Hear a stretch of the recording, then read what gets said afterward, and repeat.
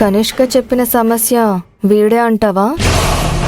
Kanishka manager కదా, ఏదో bomb లాంటి వార్త బ్లాస్ట్ చేయడానికి వచ్చుంటాడు. ఏం జరుగుతుందో చూద్దాం. అయినా నువ్వెందుకు వచ్చావయ్యా? ఆ కనిష్క మొహం చెల్లక నిన్ను పంపించిందా? కనిష్క మేడంకి మొహం చెల్లక కాదండి, మీ మొహాలు చూడడం ఇష్టం లేక రాలేదు.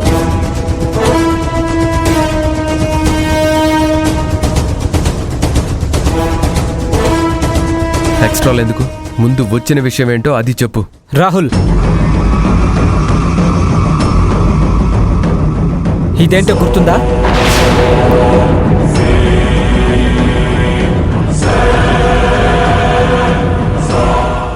మీ జీవితాన్ని కనిష్క గారి కాళ్ళ దగ్గర పెట్టిన పేపర్స్, మీరు కనిష్క మేడం దగ్గర కుక్కలాగా పనిచేస్తారని ప్రామిస్ చేసిన పేపర్స్.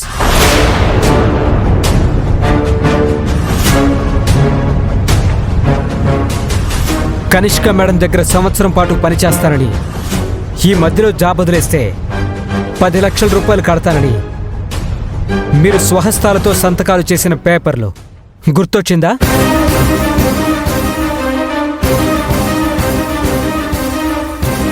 అరే రాహుల్, ఏంట్రా ఇదంతా?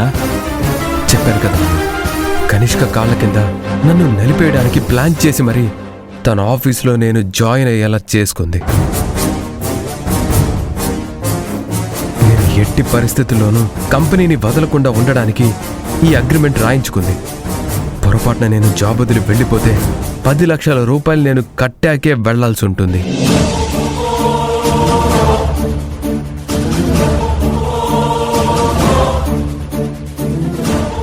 ₹10 లక్షల? అంత మనీ మనం ఎక్కడి నుంచి తీసుకొస్తాంరా? మనం బతకడానికే కష్టంగా ఉందంటే ఆ జాబ్ వదిలించుకోవడానికి 10 లక్షలు కట్టాలా?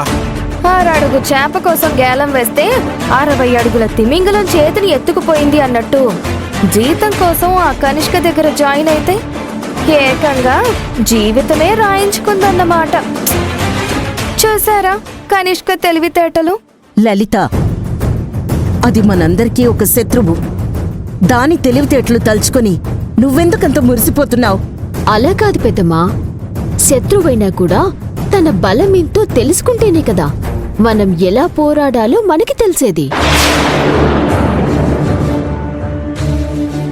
మీరు పోరాడడానికి ఎంకరేజ్ చేస్తున్నట్టు లేదు.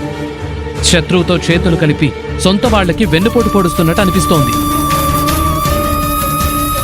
చూడండి రాహుల్, మీరు రాసిచ్చిన అగ్రిమెంట్ ప్రకారం మీరు మళ్ళీ కనిష్క మేడం దగ్గర పనిచేయాలి.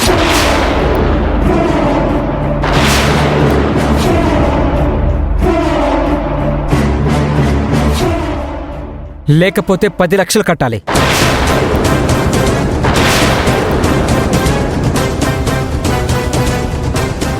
అది కూడా లేకపోతే జైలు కూడు తినడానికి సిద్ధంగా ఉండాలి.